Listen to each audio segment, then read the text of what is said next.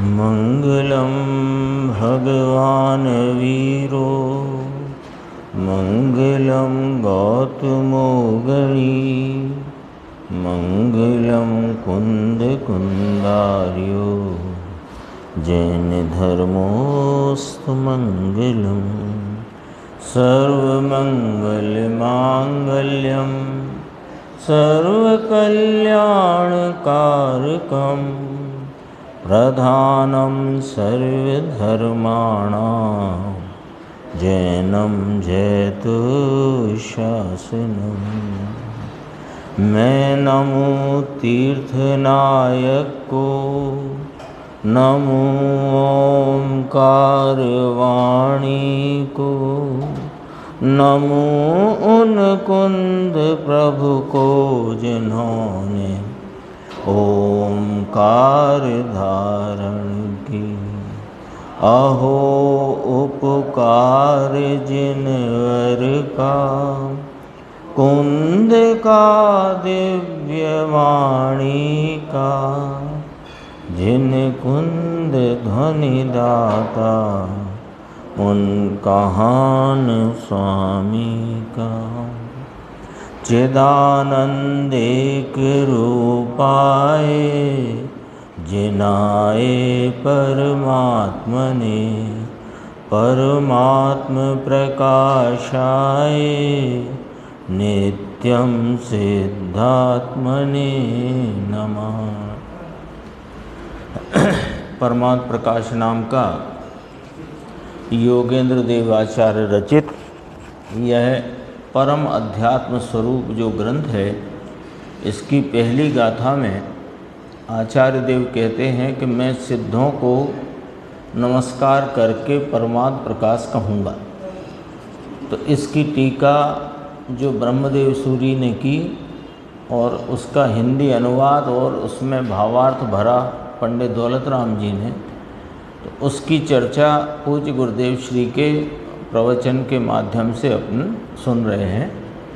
आज जो विषय चला प्रवचन नंबर दूसरे का अंतिम 30 मिनट का जो भाग था, इसमें दो बातें आई मुख्यतया कि सिद्ध भगवंत कैसे हुए कि ध्यान रूपी अग्नि के द्वारा कर्म कलंक का नाश कर कर सिद्ध हुए।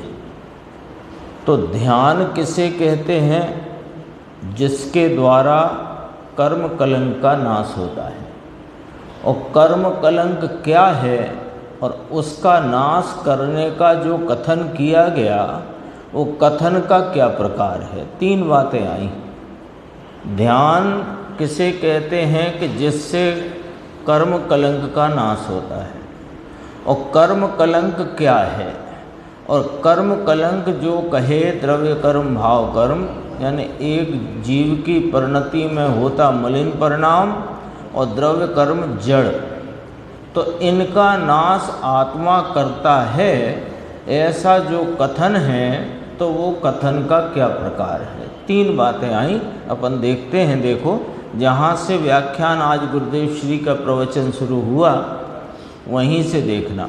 कर्म रूपी कलंकों को भस्म किया, तो वहाँ इसका अर्थ करेंगे तब सिद्ध परमात्मा हुए।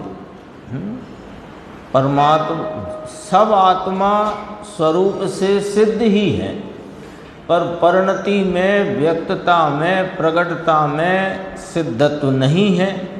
तो वह प्रगटता में, व्यक्तता में, पर्याय में, परिणति में सिद्धत्व कैसे प्रकट किया कि कर्म कलंक, कर्म रूपी कलंकों को भस्म करके। कैसे भस्म किया कि ध्यान से। उसकी चर्चा देखो कि ध्यान, वह ध्यान कौन सा है जिससे वे सिद्ध परमात्मा हुए। तो कहा आगम की अपेक्षा तो वीतराग निर्विकल्प शुक्ल ध्यान है। अंतिम बात है ना केवल ज्ञान लेने की। तो सिद्ध पर्याय के समय सिद्ध पर्याय होती है, क्योंकि निर्विकल्प शुक्ल ध्यान से तो केवल ज्ञान ही प्रकट हो जाता है। और केवल ज्ञान प्रकट होने के बाद कोई अलग से ध्यान वो एक शुक्ल ध्यान कहा जाता है, पर उसमें कोई ध्यान की बात नहीं, क्योंकि निजानंद रसलीन ही है। पर यहाँ तो सिद्ध पर्याय के समय सिद्ध पर्याय होती है, तब उसका ध्यान। अब देखो क्या कहते हैं, आगम की अपेक्षा तो वीतराग निर्विकल्प शुक्ल ध्यान है।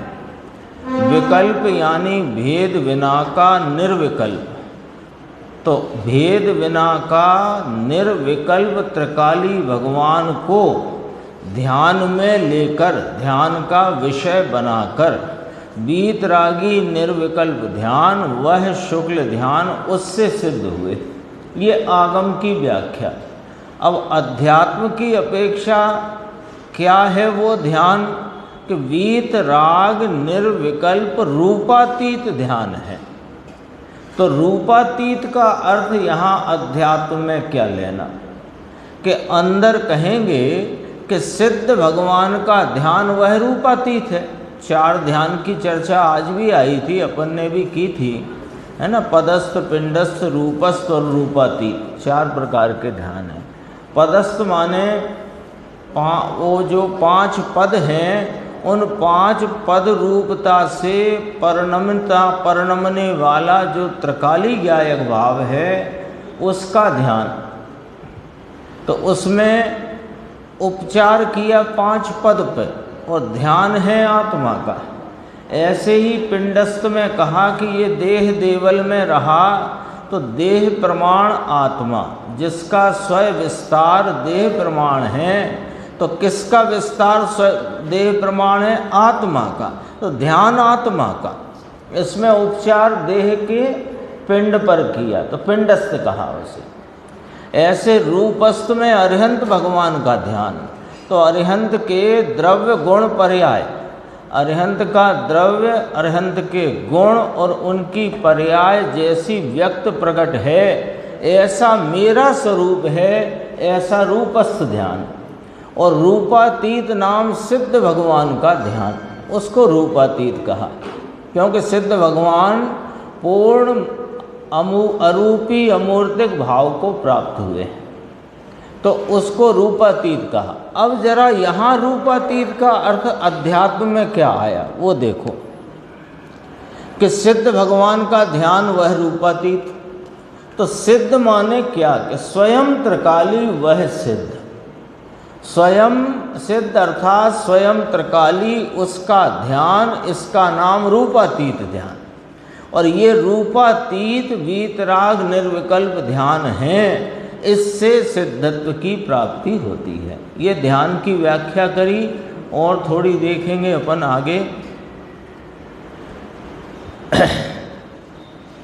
ध्यान का लक्षण यहाँ बताते हैं। पेज नंबर आ गया 35 पेज पर नीचे से 8वीं 10वीं लाइन है, देखो। समरसी शांत शांत शांत, ध्यान का लक्षण कहते हैं। पहले कहा ध्यान के द्वारा कर्म कलंक रूपी मैल को का अभाव करके सिद्ध हुए। तो ध्यान कैसा, तो अध्यात्म अपेक्षा वीतराग निर्विकल्प रूपातीत ध्यान। वह तो रूपातीत ध्यान किसको कहते हैं, कि सिद्धों के ध्यान को। सिद्ध नाम कौन, के ये स्वयं अपना आत्मा। अब कहते हैं कि वो ध्यान जो वर्तता है इस वीतराग निर्विकल्प अपने सिद्ध स्वरूप आत्मा के ध्यान, आत्मा की एकाग्रता रूपी जो ध्यान है, वो ध्यान का कोई लक्षण होगा क्या? हमें कैसे पता चले कि ये ध्यान स्वरूप का ध्यान है ना। उसका लक्षण क्या, कि सुनो।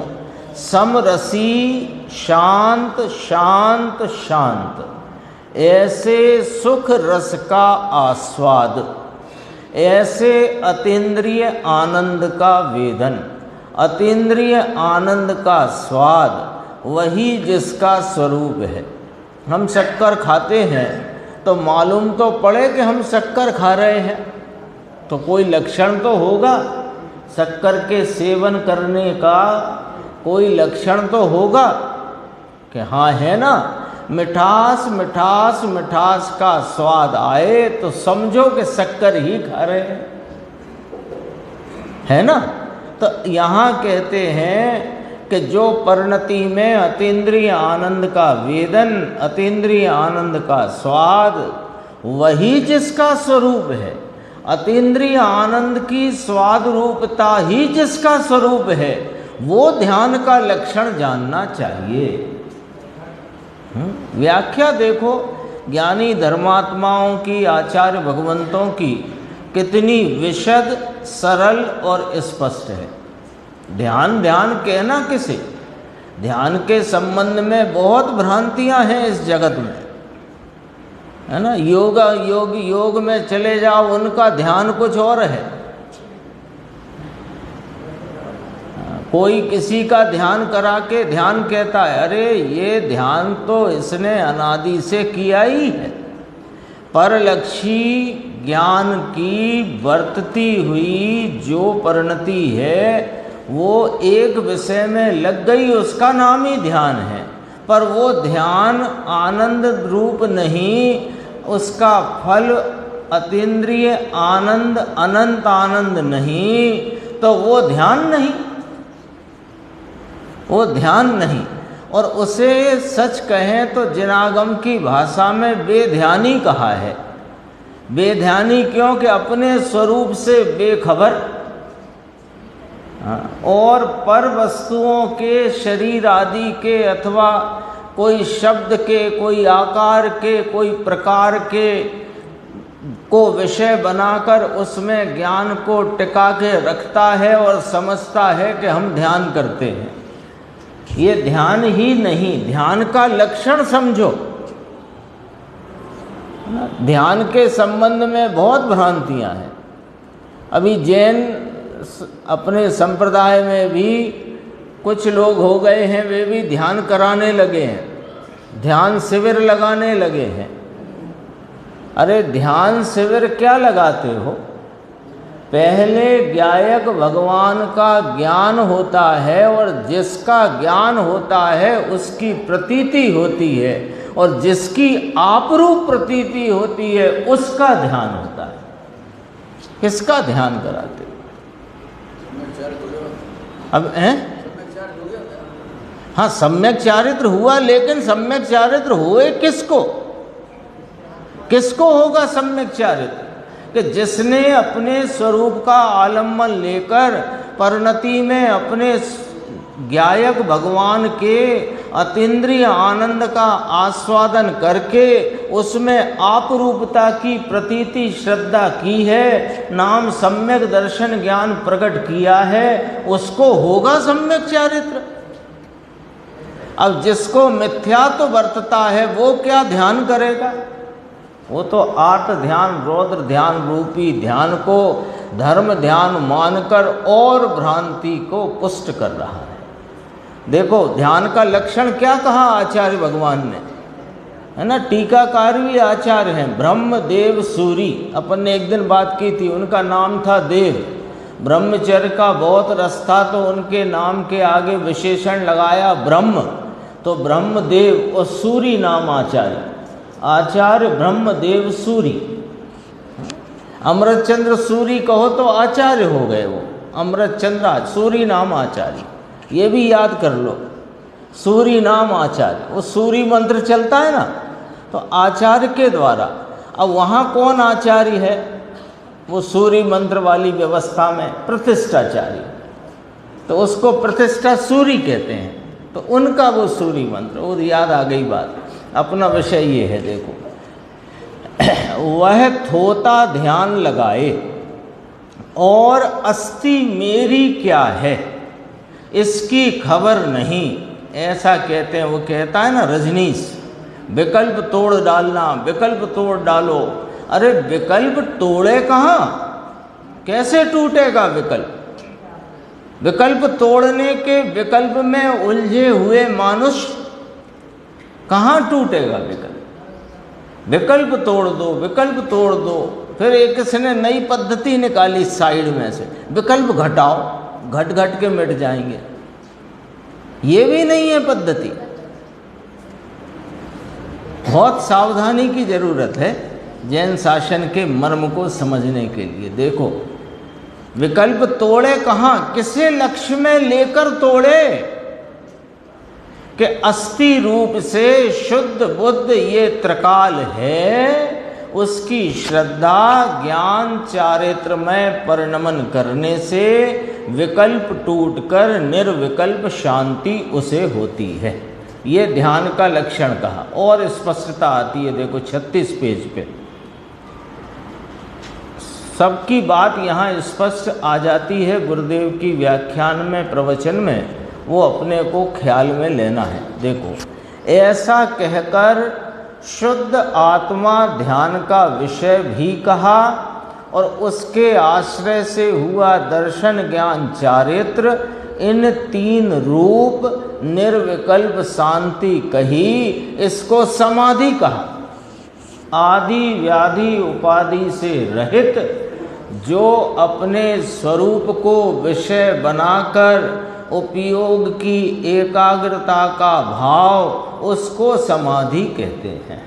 वीत राग निर्विकल्प समाधि, ये शब्द का प्रयोग ब्रह्मदेव सूरी ने भी बहुत किया और जयसेन स्वामी ने भी बहुत किया है ना। ध्यान के लिए आत्मा की एकाग्रता की व्याख्या में वीत राग निर्विकल्प समाधि, बहुत इसमें बहुत आएगा अभी परमार्थ प्रकाश में। देखो, कहते हैं ऐसी जो निर्विकल्प समाधि से उत्पन्न एक रूप का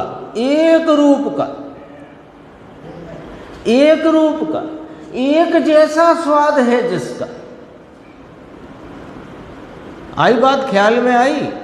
परलक्षी ज्ञान में तुम भले ही किसी एक रूपी विषय को या किसी भी एक विषय को मन के अवलंबन से तुम जो विषय बनाकर प्रवर्तन करते हो, वहाँ एक रूप स्वाद नहीं आ सकता। एक रूपता नहीं है उस स्वाद की। और इस चैतन्य परमात्मा को विषय बनाकर जो उपयोग ज्ञान की एकाग्रता का जो परिणमन है, भले आधी सेकंड का हो, पाव सेकंड का हो, अरे और 1/5 सेकंड का हो, 1/10 सेकंड का हो, वो एक रूप ही होता है, एक रूप होता है। उसमें उस एक रूपता में अन्य रूपता आती ही नहीं। ये इसलिए ये लक्षण कहा जा रहा है किसका। आज 3 विषय हैं अपने पास। ध्यान किसे कहना, ध्यान से जिनका नाश किया वे उनका क्या स्वरूप है, और उनका नाश किया ऐसे कथन का क्या मर्म है। 3 विषय अपने पास। अभी ध्यान की बात चलती है तो ध्यान का लक्षण क्या, कि देखो लक्षण एक रूप का, और कैसा, वीतरागी परमानंद, अतीन्द्रिय आनंद का स्वाद उत्पन्न हो। एक रूप, एक रूप, अलग अलग रूप नहीं होता। अरे कैसा एक रूप, उस एक रूप को समझो कि स्वयं को जो मान लो प्रथम ध्यान की अवस्था में जैसा एक रूप स्वाद आया, वैसा ही अगले ध्यान की अवस्था में आता है, ऐसा एक रूप। और दूसरे एक रूपता की व्याख्या, आप अपने स्वरूप का ध्यान करोगे तो जो स्वाद आपको आएगा, और वो मैं अपने स्वरूप का ध्यान करूंगा तो वैसा ही एक रूप स्वाद मेरा। जगत के सर्व जीवों को अपने चैतन्य भगवान को विषय बनाकर जो ध्यान की यानी उपयोग की एकाग्रता की परिणति वर्तती है, तो उपयोग में जो संचेतन स्वाद आता है वो सबको एक जैसा आता है, अलग अलग नहीं आता है ना। जैसे एक ही मिठाई सब लोग खाएं, सबको अलग अलग स्वाद आएगा, लेकिन ये चैतन्य भगवान अपना चैतन्य भगवान जो इसको विषय बनाकर इसकी उपयोग की एकाग्रता में वर्तता है, उसको एक सर का स्वाद आता है सबको। ये एक रूप कैसा, एक रूप कैसा कि वीतरागी परमानंद अतीन्द्रिय आनंद का स्वाद उत्पन्न हो, उसे ध्यान कहा जाता है। एक इस संबंध में एक बात याद आती है, मान लो दो मुनिराज हैं और मुनिराज का तो काम ही एक है, आत्मा का ध्यान करना, लेकिन अभी स्थिरता में कमी है, पूर्णता नहीं है, तो उपयोग च्युत होकर के छठवें गुण स्थान में आ जाता है। अब दो मुनिराज हैं, है ना, तो दो मुनिराज साथ ही बैठे हैं, बाह्य वातावरण सब कुछ एक समान है, और दोनों मुनिराज जब छठवें से सातवें गुण स्थान वाली शुद्ध उपयोग की भूमिका में वर्तते हैं तो दोनों को एक सर का स्वाद आता है। और दोनों में से जो कोई या दोनों जब च्युत होकर के छठवें गुण स्थान में आते हैं तो दोनों को अलग अलग स्वाद आता है। उनके उस राग रूपी वो कषाय के भाव के वेदन में एक रूपता है, ऐसा कोई नियम नहीं है। जबकि अनंतानुबंधी या प्रत्यख्यानावरणी और प्रत्यख्यानावरणी संबंधी कषाय उनको है नहीं, दोनों को संजुलन संबंधी ही कषाय है बस, तो भी उसमें एक सर का स्वाद नहीं आ सकता। लेकिन दोनों जब शुद्ध उपयोग में वर्तते हैं तो दोनों को एक सर का स्वाद आता है। ये एक रूप शब्द का इतना भाव है। देखो कहते हैं ना, सब ओम ओम करते हैं ना, ओम नमो अरिहंताणम नमो अरिहंताणम, ये ध्यान नहीं है। माला फेरने बैठ जाते हैं तो वो ध्यान नहीं है, इसमें तो राग आकुलता आती है। अब देखो लक्षण बन गया इस व्याख्या में, जिस उपयोग की व्यापार में आकुलता का स्वाद आए वो ध्यान नहीं है। धर्म ध्यान की बात चलती है यहाँ। और जिस उपयोग की एकाग्रता रूप व्यापार में निर्विकल्प वीतरागी परमानंद अतीन्द्रिय आनंद का वेदन और स्वाद आए, बस वही ध्यान है। ये लक्षण खड़ा कर दिया, स्वरूप बता दिया। जिस ध्यान में परम समरसी वीतरागी आनंद, परम आनंद वीतरागी परंतु परम आनंद, समरसी भाव, उसमें वह भी सुख रस का आस्वाद, आनंद के रस का स्वाद, ये ध्यान का लक्षण है। बोलो पक्का हो गया कि नहीं अंकुर? अब ध्यान के संबंध में कोई भ्रांति रह नहीं सकती। कोई कहे कि आओ आओ अपन ध्यान की प्रैक्टिस करते हैं, बोले नहीं, हमें पहले आत्मनिर्णय करके आत्मस्वरूप की प्रतीति, वो उस प्रतीति के लिए जो उपयोग को विषय बनाकर वर्तता, भले वो अल्पकाल का असंख्य समय का उपयोग है, वास्तव में वही ध्यान है। और ध्यान की प्रक्रिया शुरू ही यहाँ से। अब कोई हमें भ्रमित नहीं कर सकता, कोई से पुर वाले हों वो कि ध्यान करा देंगे, है ना। बहुत स्पष्ट है बात। ध्यान है क्या? जिस ध्यान में परम समरसी वीतरागी आनंद, परम आनंद वीतरागी, परंतु ये यहाँ तक हो गया, ये ध्यान का लक्षण है, ये ध्यान का फल आया, वह उसका लक्षण है। लो, ध्यान का जो फल है वही तो उसका लक्षण है। ध्यान का फल क्या? वीतरागी परम समरसी आनंद का वेदन, अतीन्द्रिय परम आनंद का समरसी स्वाद। समरसी का अर्थ समझ गए? समता रूपी, समरसी, समता रूपी एक रूप, विषमता नहीं, विषमता नहीं। रागादि के, अरे कषाय की मंदता, मंदता, अति मंदता का वेदन भी विषम रस है, और अपने स्वरूप के आलम्बन से उपजा हुआ आनंद समरसी है। देखो ये ध्यान का फल आया, उसका लक्षण है ध्यान में आनंद नहीं आता, और ध्यान करते हैं कहते हैं आनंद आया नहीं और ध्यान कर लिया।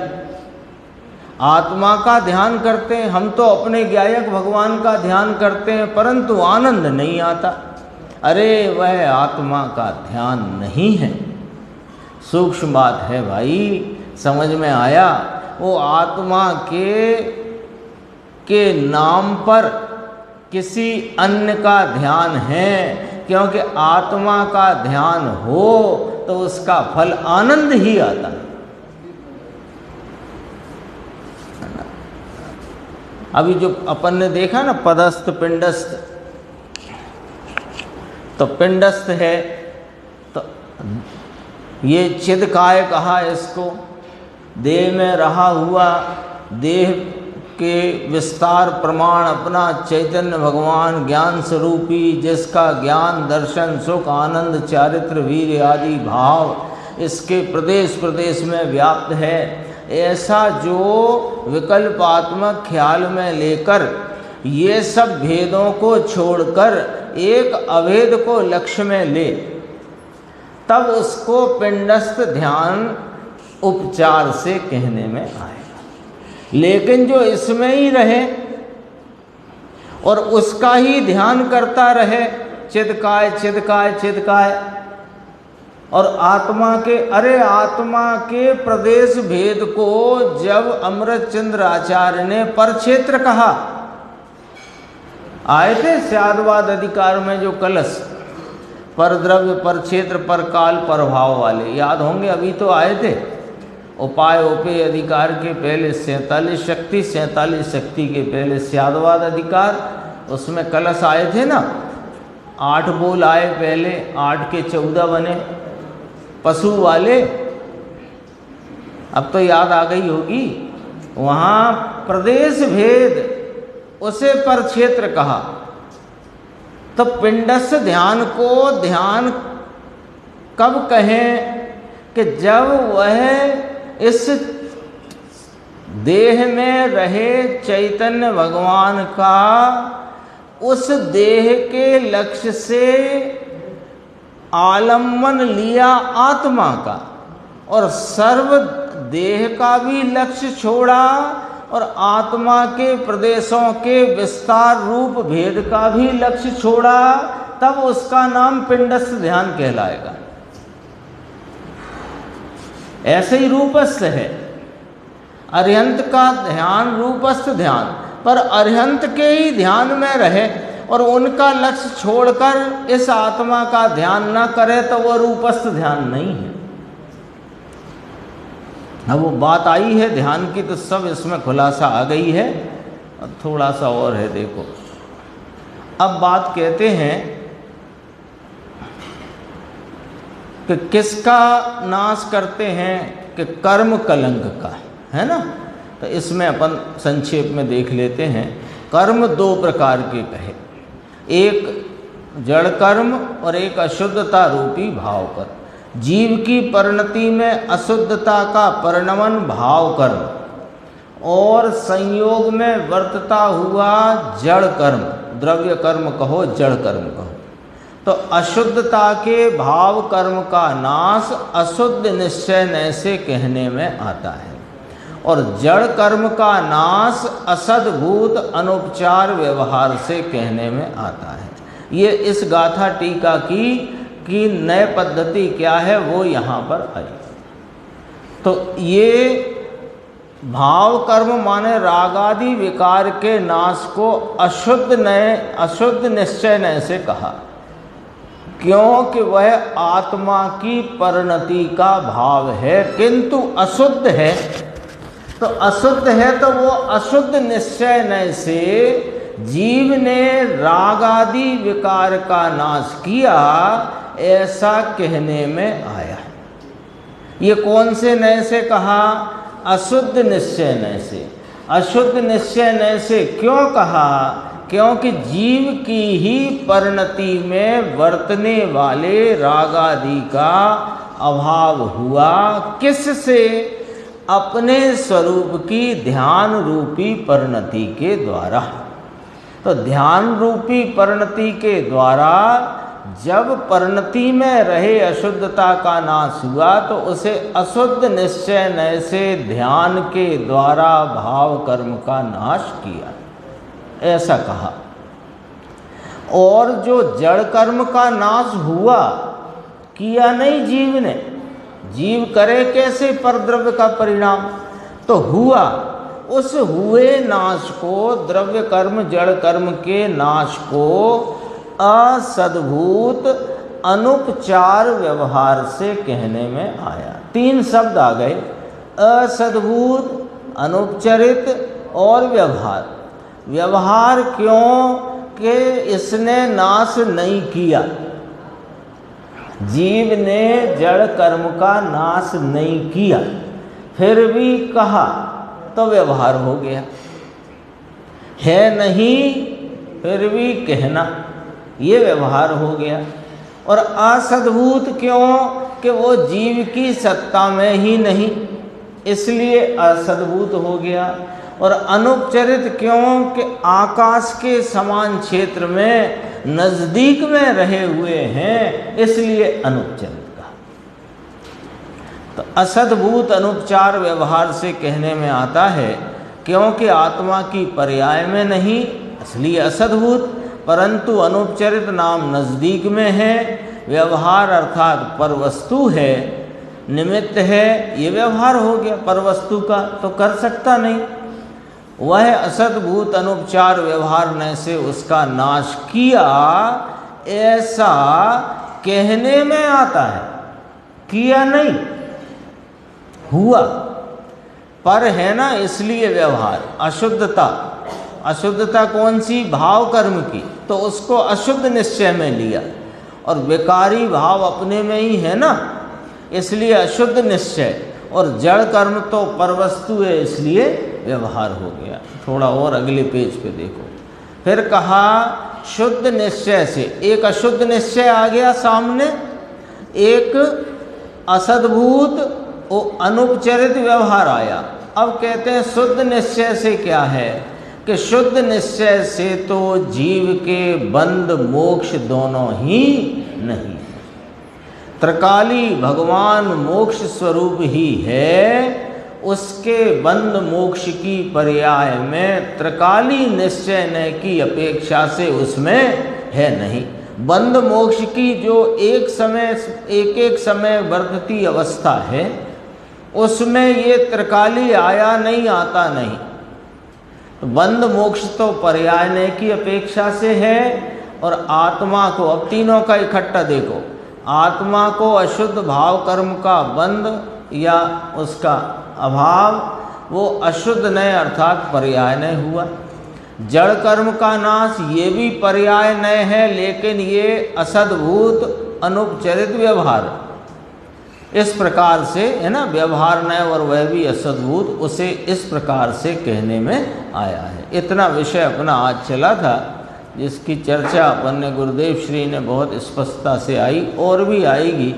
अभी तो ये पहली ही गाथा है, जिस यानी मंगलाचरण रूप गाथा है ना, ये इसमें ही इतना वो भरा हुआ है रहस्य। देखो अब अपना प्रश्न आया है 471 ज्ञान गोष्ठी। ये अधिकार कौन सा चलता है निर्देश भाई? निमित्त उपादान का। याद करा दें, योगेश भाई को याद है कि नहीं है? कौन सा अधिकार चल रहा है ये ज्ञान गोष्ठी में? निमित्त उपादान का। निमित्त उपादान का अधिकार माने निमित्त उपादान की स्वतंत्रता का अधिकार।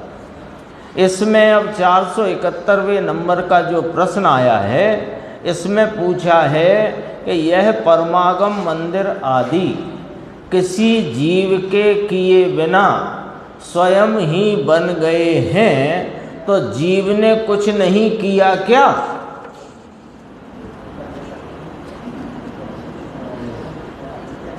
बोलो साहब। सोनगढ़ में प्रश्न पूछा गया है, सन 74 के आसपास परमागम मंदिर का पंचकल्याणक हुआ था, तो पूछा वहाँ पर, साहेब ये परमागम मंदिर आदि किसी जीव के किए बिना स्वयं ही बन गए हैं, तो जीव ने कुछ किया नहीं क्या? ऐसा प्रश्न है। तो उत्तर देखो, सबको उत्तर मालूम पड़ गया होगा, है ना, क्योंकि अब बात ही निमित्तोपादान की स्वाधीनता की चल रही है। देखो गुरुदेव श्री क्या कहते हैं, पुद्गल ही अपने स्वकाल में परिणमन करके परमागम मंदिर आदि रूप से हुए हैं, परिणमित हुए हैं। पुद्गल ही स्वयं अपने स्वकाल में, ये अपन बैठे हैं स्वाध्याय मंदिर, ये किसी ने बनाया नहीं तो अपने आप बन गया कि हाँ अपने आप ही बन गया। यहाँ जो पुद्गल परमाणु थे वे अपने स्वकाल में अपनी उस काल की योग्यता प्रमाण से परिणमित होकर के ये मंदिर रूप बन गए हैं, हो गए। जीव ने उसमें कुछ भी किया नहीं है, कुछ भी किया नहीं है। अब जरा ध्यान देना, मंदिर के निर्माण में जीव ने कुछ भी नहीं किया है। तो अब एक बीच में पूछ सकता है कोई, साहब राग तो किया ना, तो राग उसने मंदिर में घुस के किया कि मंदिर में राग किया? राग किया उसने अपनी परिणति में अशुद्धता से। तो मंदिर में तो कुछ नहीं किया ना, एक एक पॉइंट क्लियर रखो। हाँ, ये जो मंदिर दिख रहा है, ये जो मंदिर का निर्माण हुआ 27 वर्ष पहले, तो निर्माण किसी ने किया नहीं, तो क्या अपने आप हुआ कि हाँ वे परमाणु अपने आप ही अपने स्वकाल में उस समय की योग्यता प्रमाण में स्वयं परिणमित होकर के ये मंदिर बन गया? तो जीव ने कुछ किया क्या वहाँ? कि जीव ने इस कार्य में कुछ नहीं किया। तो फिर जीव ने कुछ तो किया। तो तुम्हें जो बहुत अंदर में उत्कंठा हो रही है, तो सुनो, अपन सब मुमुक्षु जीवों ने, वहाँ परमागम की बात है, अपन यहाँ की बात कर लो, एक ही बात है। वहाँ जीव ने अपने में शुभ भाव किया, मंदिर के निर्माण में तो कुछ ही नहीं किया। तो शुभ भाव किया, तो शुभ भाव मंदिर में किया कि अपने में किया? अपने में किया। परंतु उस शुभ भाव से ये मंदिर नहीं हुआ। परमाणु ही स्वतंत्र रूप से कर्ता होकर परमागम मंदिर आदि कार्य रूप हुए हैं। उसके शुभ भाव जो जीव को ऐसे जिनायतन प्रभावना आदि का हुआ, वो जिनायतन के निर्माण का प्रभावना का जो शुभ भाव हुआ वो मंदिर में नहीं हुआ, मंदिर से नहीं हुआ। और जो शुभ भाव जीव को हुआ वो उस शुभ भाव से मंदिर नहीं हुआ। आ गया ना निमित्त उपादान की स्वाधीनता। तो उसी संदर्भ से प्रश्न था, उसका जवाब आया 472। 473 तक पहुंचना है अपने को, बहुत इम्पोर्टेंट है वो प्रश्न उत्तर। देखो, क्या केवल ज्ञानावरणी कर्म में इतनी शक्ति है कि केवल ज्ञान को ना होने दे अथवा केवल ज्ञान को रोके रखे? आगम में कहा जाता है कि केवल ज्ञानावरणी के कारण केवल ज्ञान रुका हुआ है।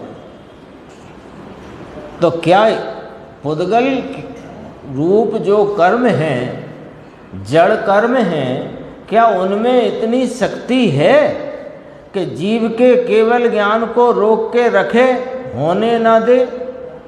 प्रश्न है।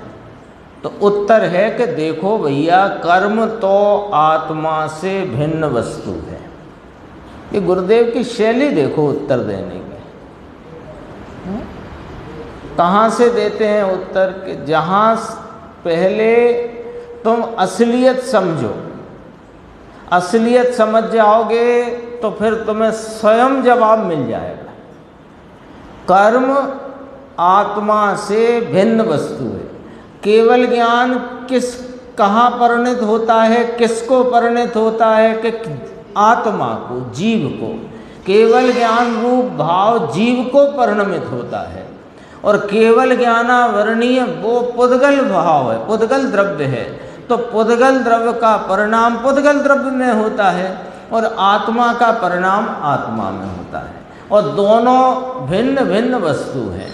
आत्मा न्यारी वस्तु है, ज्ञानावरणीय कर्म पुद्गल न्यारी वस्तु है। एक पॉइंट। अब आगे, केवल ज्ञानावरणीय कर्म केवल ज्ञान को नहीं रोकता। क्यों नहीं रोकता? कि एक द्रव्य दूसरे द्रव्य का कुछ करता नहीं। एक द्रव्य दूसरे द्रव्य के कार्य में मदद करता नहीं। एक द्रव्य दूसरे द्रव्य के कार्य में बाधा करता नहीं। जैसे एक आया ना पॉइंट, एक द्रव्य दूसरे द्रव्य के कार्य को नहीं करता। अरे कार्य को भी नहीं करता, उसके कार्य में मदद भी नहीं करता, उसके कार्य में बाधा भी नहीं करता। बोलो, वहाँ तो कर्म परमाणु के परिणमन की उत्कृष्ट शक्ति कितनी है वह बताने के लिए केवल ज्ञानावरणीय कर्म से केवल ज्ञान उत्पन्न नहीं हो पाता, ऐसा निमित्त से कथन किया है। जीव को केवल ज्ञान नहीं हुआ है, उस समय केवल ज्ञानावरणीय का उदय है, तो उसकी शक्ति का उत्कृष्टपना बताने के लिए निमित्त से ऐसा कथन किया है। परंतु केवल ज्ञान कोई उस कर्म के कारण रोका नहीं जाता। जब जीव अपनी शक्ति की हीन परिणमन रूप योग्यता से परिणमन करता है, फिर क्यों रुका है केवल ज्ञान? जब केवल ज्ञानावरणीय कर्म का उदय केवल ज्ञान को रोकने में बाधा नहीं करता, मदद नहीं करता, समर्थ नहीं है, करता कराता नहीं है, तो फिर क्यों रुका हुआ है केवल ज्ञान? कि जब जीव अपनी शक्ति की हीन परिणमन रूप योग्यता से परिणमन करता है, तो उसको हीन परिणमन के कारण केवल ज्ञान रूप परिपूर्ण परिणमन नहीं होता है, तब कर्म को निमित्त कहा जाता है। कर्म के कारण किसी का केवल ज्ञान रुके, ऐसी शक्ति कर्म में नहीं, और ऐसा जीव की भी योग्यता नहीं कि वो कर्म के कारण से अपने भाव को या हीना परिणमन करे। उसकी हीन परिणमने की अपनी योग्यता है। अब देखो, अब पहुँचे अपन 473 पे। इम्पोर्टेंट प्रश्न है ये। अज्ञानी को तो निमित्त वास्तव में ज्ञेय भी नहीं है, ऐसा आप कहते हो, वह कैसे? निमित्त है ना, पूछा क्या गया पहले समझना। अज्ञानी माने कौन? कि जिसको अपने ज्ञान स्वभाव का भान नहीं, पहचान नहीं, प्रतीति नहीं, ऐसे अपने स्वरूप के भान बिना जिसको रागादि भावों में और उनके निमित्तों में एकत्व और ममत्व वर्तता है, ऐसे वे जीव अज्ञानी हैं।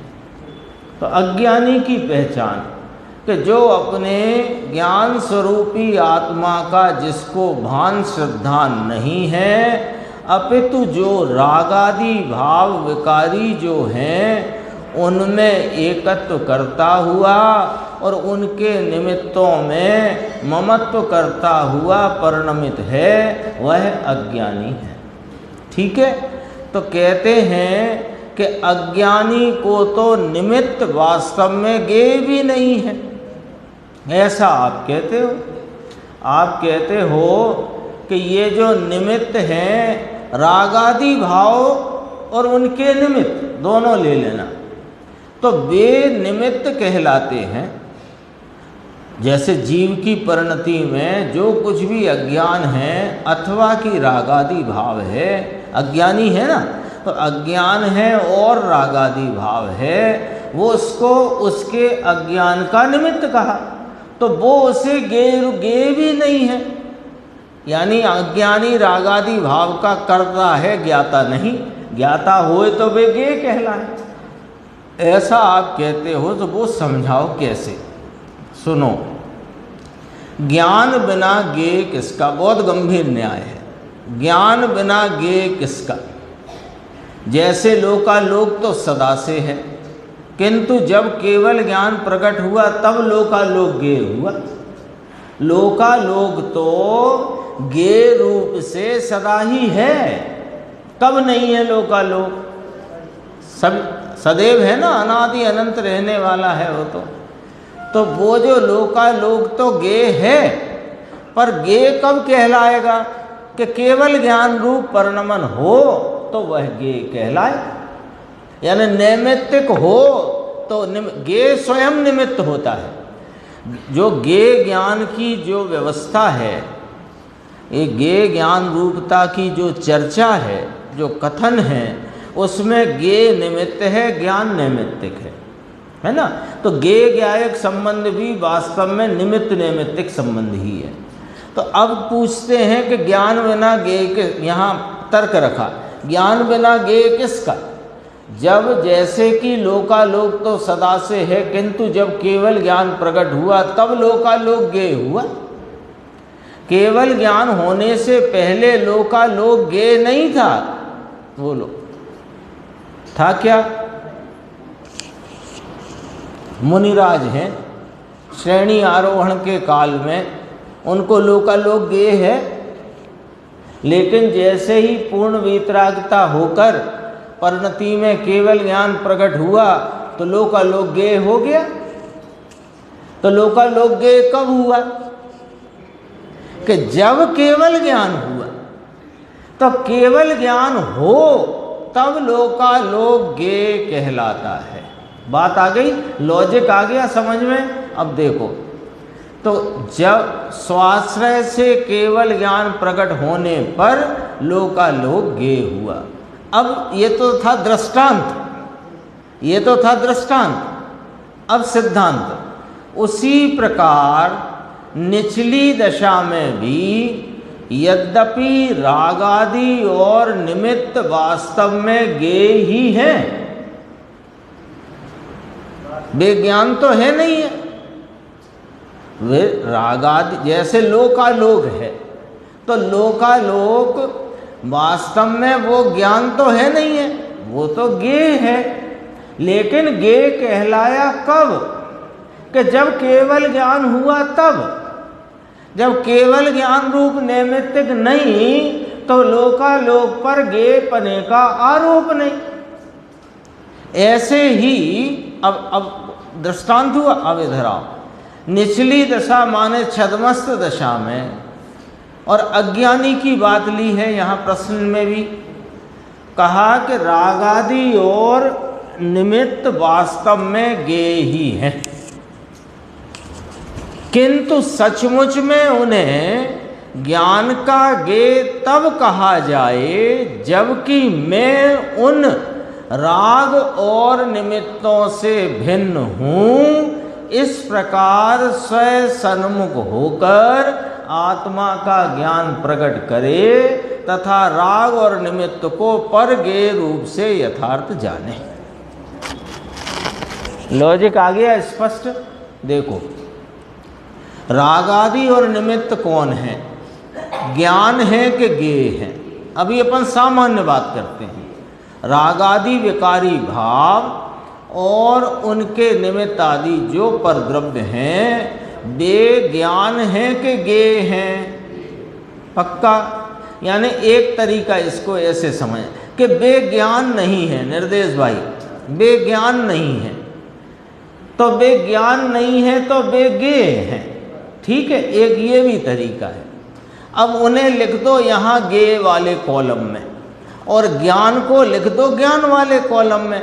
तो ज्ञेय वाले कॉलम में कौन आया? रागादि विकारी भाव और उनके निमित्त रूप पर द्रव्य, ये दोनों ही ज्ञान नहीं होने से और ज्ञान में जानने में आए ऐसे होने से ज्ञेय हैं, और ज्ञान ज्ञान है।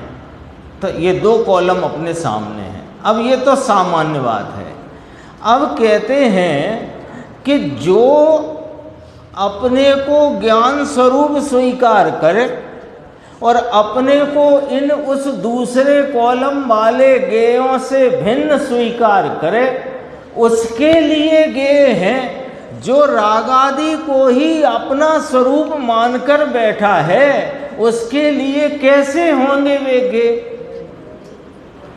उसने तो इन दो कॉलम में जो बीच की लकीर है भिन्नता की, उसको मेट रखा है, उसने तो घालमेल करके रखा है।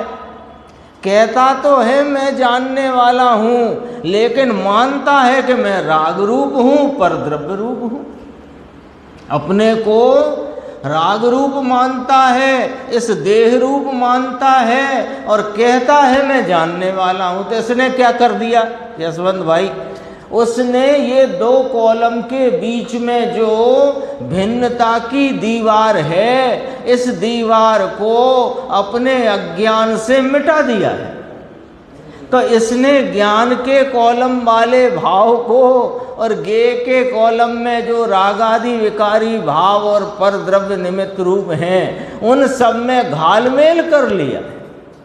अब वो घालमेल के कारण अरे तेरे कौन गेय और कौन ज्ञान, तेरे को इसका ही होश नहीं है, तो गेय कैसे कहें उनको?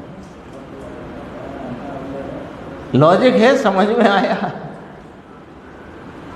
गेय तो तब कहें कि तुम उन रागादि विकारी भावों को और देहादि पर द्रव्यों को अपने से भिन्न देखो, जानो, मानो। तो मैं ज्ञान हूँ, वे गेय हैं। अब मैं ही रागादि हूँ, मैं ही देहादि हूँ, मैं ही ज्ञान हूँ, तो तेरे तो गेय कहाँ रहेंगे? सब एक मेक करके बैठा, गुरुदेव की भाषा में खींचड़ा करीने बैठो छे, भेल सेल करके बैठा। यही गलती और क्या है? तो करना भी क्या है? एक ही काम करना है, भेद ज्ञान। भेद ज्ञान ही तो करना है। वो आता ना, कलश आता है, वेद विज्ञानता सिद्धा सिद्धा एकिल केचर, अस्य एव अभावता बद्धा बद्धा एकिल केचर। इसके ही अभाव में बंधा हुआ है, भेद ज्ञान के अभाव में, और भेद ज्ञान से ही मुक्त होता है, सिद्ध होता है। मैं उन राग और निमित्तों से भिन्न हूँ, इस प्रकार स्वयं सन्मुख होकर आत्मा का ज्ञान प्रकट करे तथा राग और निमित्त को परगेय रूप से यथार्थ जाने। कौन जानेगा उनको परगेय रूप? जो उनसे भिन्न अपने ज्ञान स्वभाव को आप रूप मानेगा, वो उनको परगेय रूप जानेगा। रागादि और निमित्त ज्ञान के कर्ता तो नहीं है, परंतु वास्तव में अज्ञानी को वे ज्ञान के गेय भी नहीं है। अब देखो थोड़ी और इसको बारीकी से समझाते हैं। रागादि और निमित्त ज्ञान के कर्ता तो नहीं है, उनसे ज्ञान की उत्पत्ति तो होती नहीं है। रागादि से ज्ञान की उत्पत्ति नहीं, निमित्त आदि परद्रव्यों से ज्ञान की उत्पत्ति नहीं, तो फिर राग आदि और निमित्त ज्ञान के कर्ता नहीं हैं। नक्की हुआ? तो आगे बढ़ेंगे। परंतु वास्तव में वे अज्ञानी को ज्ञान के गेय भी नहीं है। अपन देख चुके, उसने वो भिन्नता की दीवार तोड़ रखी है, तो इसलिए उसने तो घालमेल कर रखा है, तो उसको वे गेय भी नहीं है। गेय क्यों नहीं है? अब प्रश्न है। ज्ञान के कर्ता तो नहीं, लेकिन वे गेय भी नहीं। गेय क्यों नहीं? क्योंकि वहाँ स्वाश्रित ज्ञान विकसित ही नहीं हुआ। उसने स्वयं ज्ञान स्वरूप आत्मा के आश्रय से अपने ज्ञान भाव को प्रकट ही नहीं किया। उसने कभी अपने ज्ञायक भगवान का आलंबन आश्रय लिया ही नहीं। तो ज्ञायक भगवान के आश्रय से प्रगटने वाला भिन्नता के भान रूप स्वयं संवेदन ज्ञान रूप भाव उसको उत्पन्न ही नहीं हुआ। दो बातें कही, इसमें ध्यान रखना। पर इन भिन्नता के भान रूप और स्वरूप के संचेतन रूप ज्ञान इसको प्रकट ही नहीं हुआ, इसलिए ये पर द्रव्य और रागादि इसको ज्ञेय भी नहीं है। अतः वह क्या करता है, और ये ज्ञेय क्यों नहीं होते, और सुनो। अतः वह ज्ञान स्वाश्रित ज्ञान विकसित नहीं हुआ ना, यानी भिन्नता का भान और स्वयं आश्रय से उत्पन्न होने वाला स्वरूप संचेतन रूपी ज्ञान इसको प्रकट ही नहीं हुआ, विकसित नहीं हुआ कहा।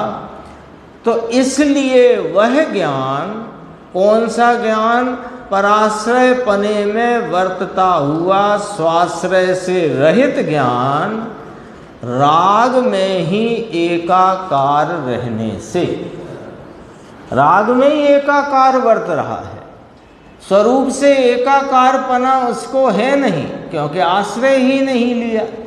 तो राग में ही एकाकार रहने से उसमें राग को ज्ञेय करने की शक्ति प्रकट नहीं हुई। ज्ञेय करने की शक्ति कब प्रकट हो, कि ज्ञान शक्ति प्रकट हो तो ज्ञेय शक्ति प्रकट हो। दर्पण लगाए ना, तो दर्पण की स्वच्छता पर मान लो कोई मलिनता चढ़ी हुई है, कीचड़ आदि, तो इसमें जब स्वच्छता के का परिणमन का भाव ही नहीं तो बेबिंब इसमें प्रतिबिंब बने, ऐसी शक्ति नहीं अभी वर्तमान इतना परिणाम में। तो इसने उसमें राग में ही एकाकार रहने से, मलिनता में ही लिप्त रहने से इसको राग को ज्ञेय करने की शक्ति प्रकट नहीं हुई। तो क्यों नहीं हुई, तो वो भी सुनो कि राग से भिन्न पड़े बिना राग को ज्ञेय करने की शक्ति ज्ञान में प्रकट नहीं होती। राग से भिन्न पड़े बिना राग ज्ञेय बन जाए, ऐसी शक्ति ज्ञान में प्रकट नहीं होती। राग और निमित्त से भिन्न आत्म स्वभाव को जाने बिना राग को राग रूप और निमित्त को निमित्त रूप जानेगा कौन? सीधा सीधा लॉजिक। अपने स्वभाव को जाने बिना राग में ही एकाकार पड़ा हुआ, ये राग को राग रूप माने तब तो ये उसे ज्ञेय करे। राग को आप रूप करके बैठा है और ज्ञान भी मैं ही और राग भी मैं ही, तो ज्ञेय कैसे हुए इसको?